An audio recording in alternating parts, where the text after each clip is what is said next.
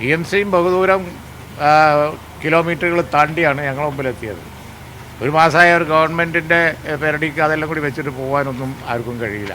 നമുക്കിവിടെ ഫണ്ട് ആവശ്യമുണ്ടായിരുന്നു. ഈ പറഞ്ഞതുപോലെ വിദ്യാഭ്യാസ രംഗത്ത് ധാരാളം ചെലവിടേണ്ട കാര്യങ്ങളുള്ളത് കൊണ്ട് ആ ചെലവിടുന്നതിനുള്ള ഫണ്ട് വേണമായിരുന്നു. അതിനുള്ള നടപടി എന്ന നിലക്കാണ് അന്ന് വിദ്യാഭ്യാസ വകുപ്പ് ആ നടപടിയിലേക്ക് നീങ്ങിയത്. പക്ഷേ LDF അത് അത്തരമൊരു നടപടിയിലേക്ക് നമ്മൾ നീങ്ങേണ്ടതില്ല എന്ന് കണ്ടു. അതിന്റെ ഭാഗമായി തന്നെയാണ് അത് മരവിപ്പിക്കാൻ നൽകിയെടുത്തത്.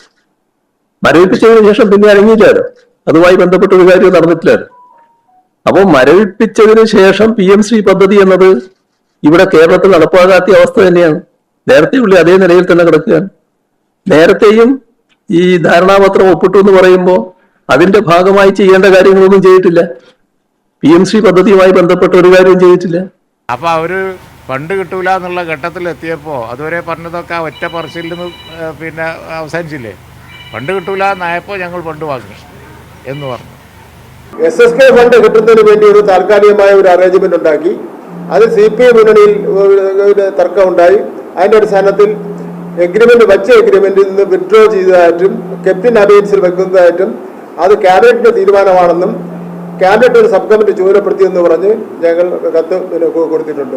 അവിടെ കേരളത്തിൽ ഇടതുപക്ഷ ജനാധിപത്യ മുന്നണി ഗവൺമെന്റ് PMC നടപ്പിലാക്കാൻ വേണ്ടി തീരുമാനിച്ചിട്ടില്ല.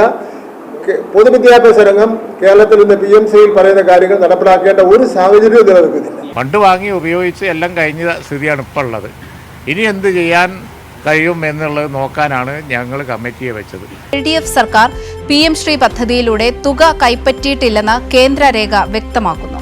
അതായത് PM ശ്രീയിൽ കേരളം കേന്ദ്രത്തിൽ നിന്ന് പണം വാങ്ങിയിട്ടില്ല. PM ശ്രീ പദ്ധതിക്ക് പണം ലഭിച്ച സംസ്ഥാനങ്ങളുടെ പട്ടികയിൽ കേരളത്തിന്റെ പേരില്ല എന്നതാണ് വസ്തുത.